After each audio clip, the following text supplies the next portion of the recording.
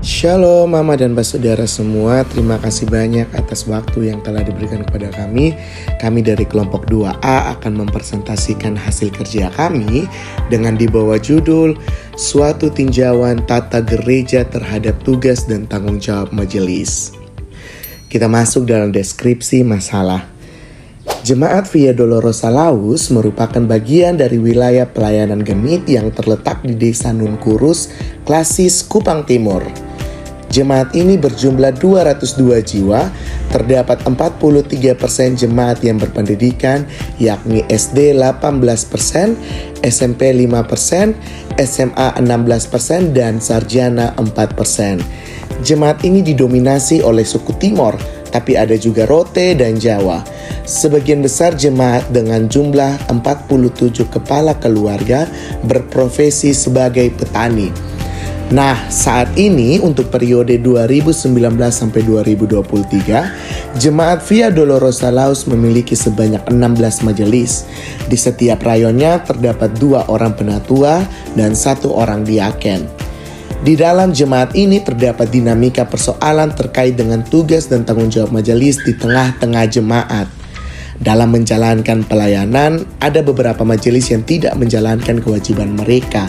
Salah satunya ialah kurangnya partisipasi majelis dalam mengikuti kebaktian utama minggu, akan tetapi tetap aktif dalam melakukan pelayanan kategorial di setiap rayon. Kami melakukan wawancara terhadap 12 majelis, 3 tokoh jemaat, serta seorang cafik untuk mendapatkan data terkait pelaksanaan tugas dan tanggung jawab majelis jemaat. Ya, dalam wawancara kami mendapatkan beberapa jawaban tentang alasan mengapa sehingga mereka tidak mengikuti ibadat tetapi tetap menjalankan tugas untuk memimpin ibadat. Alasan majelis jemaat tidak mengikuti ibadat ialah karena urusan keluarga, menjaga anak, terdapat urusan lain di luar kampung, lupa, dan karena terdapat perselisihan pendapat. Pendekatan eklesiologis. Yang pertama, jabatan gerejawi. Menurut Calvin, di dalam gereja terdapat 4 jabatan, yaitu gembala atau pendeta, pengajar, penetua, dan syamas atau diaken. Dalam bukunya Institutio, ia membagi pelayan-pelayan gereja dan tugas mereka masing-masing. Pertama, rasul dan nabi. Tugas dari seorang rasul ialah memberitakan Injil, dan tugas dari seorang nabi ialah diberikan kepada setiap orang yang mendapat karunia, yaitu menerima suatu pernyataan khusus. Markus 16 ayat 15. Kedua, gembala dan pengajar. Jabatan gembala sama dengan jabatan rasul-rasul dan jabatan pengajar yang menyerupai nabi-nabi zaman kuno.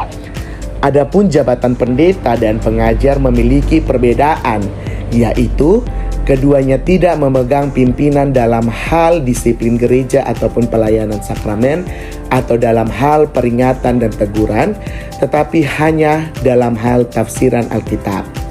Ketiga, diaken ialah orang yang bertanggung jawab atau bertugas untuk memberi pimpinan dan memelihara orang-orang miskin. Roma 12 ayat 8 dan 1 Korintus 12 ayat 28. Yang dimaksudkan dengan memimpin ialah orang-orang lanjut usia yang dipilih dari antara anggota-anggota jemaat untuk bersama-sama dengan para penilik jemaat memberi teguran dan melaksanakan hukum disiplin. Yang kedua, jabatan gerejawi dalam Gemit. Prinsip jabatan dalam Gemit didasarkan pada pengakuan Yesus Kristus sebagai kepala gereja.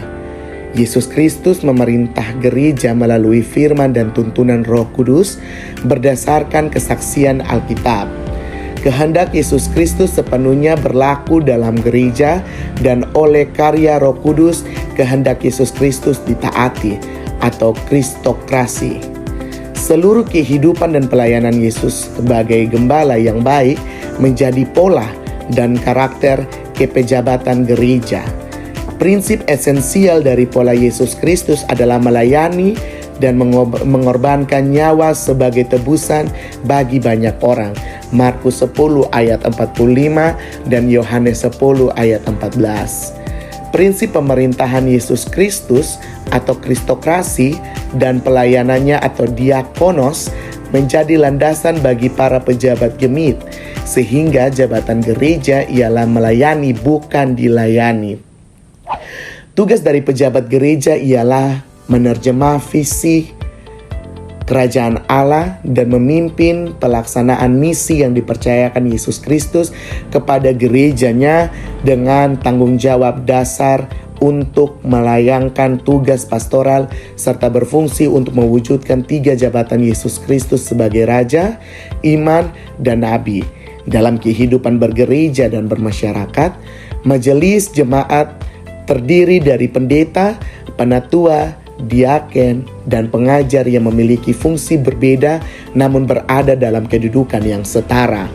Majelis jemaat memiliki wewenang sebagai berikut: memimpin persekutuan jemaat, mengordinasikan pelaksanaan panca pelayanan di lingkup jemaat, memanggil anggota sidi jemaat untuk menghadiri persidangan jemaat, mewakili jemaat menurut tata gemit, membentuk struktur badan pembantu pelayanan jemaat sesuai rekomendasi persidangan jemaat, dan mengangkat anggota-anggotanya, membentuk dan mengangkat pimpinan unit pembantu pelayanan majelis jemaat, menetapkan program pelayanan tahunan dan anggaran penerimaan dan pembelanjaan majelis jemaat atau APBMJ.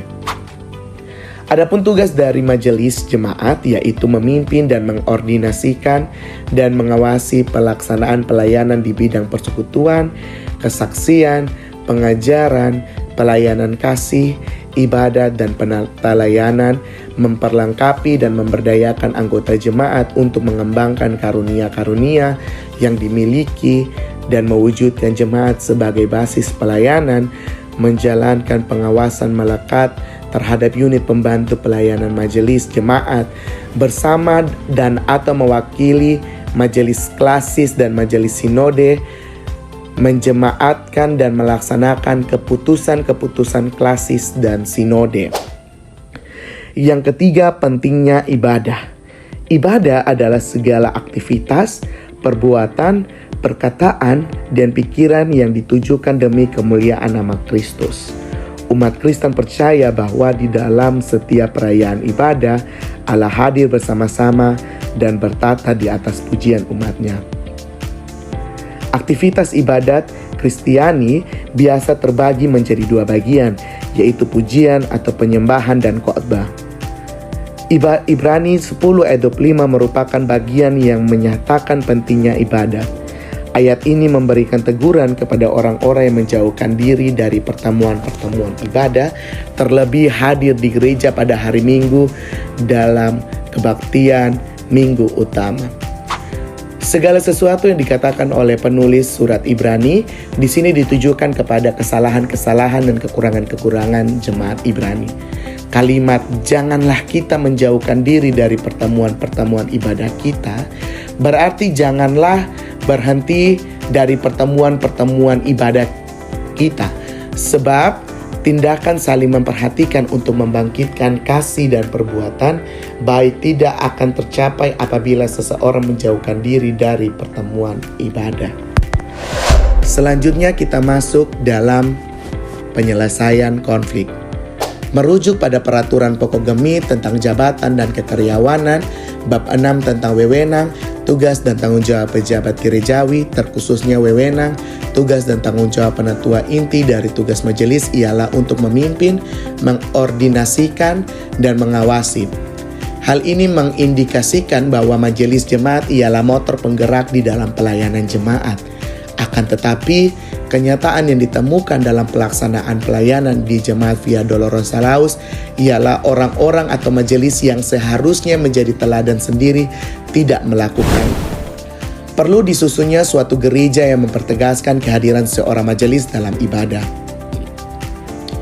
Perumusan tata gereja tersebut dapat dilakukan sebagai berikut: mengikuti, memimpin, dan mengordinasikan dan mengawasi pelaksanaan pelayanan di bidang persekutuan, kesaksian, dan pengajaran, pelayanan kasih, ibadah, dan penata layanan.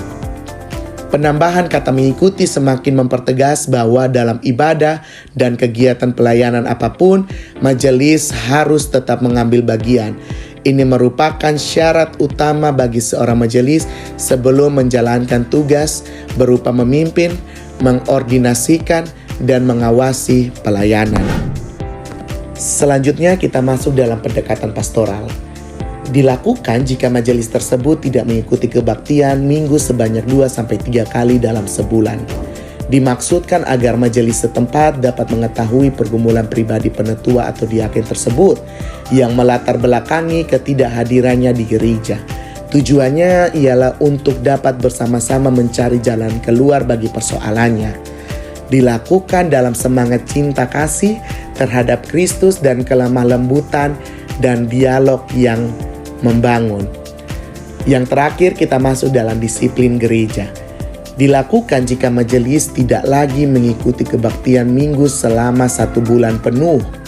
Tindakan disiplin yang dilakukan berupa penaguhan pelayanan selama beberapa minggu agar majelis dimaksud dapat mengambil waktu untuk merefleksikan perbuatan yang dilakukannya. Kemudian, jika hal ini masih tetap dilakukan, maka majelis tersebut dapat diberhentikan dari jabatan melalui kesepakatan bersama. Sekian dan terima kasih. Tuhan Yesus memberkati.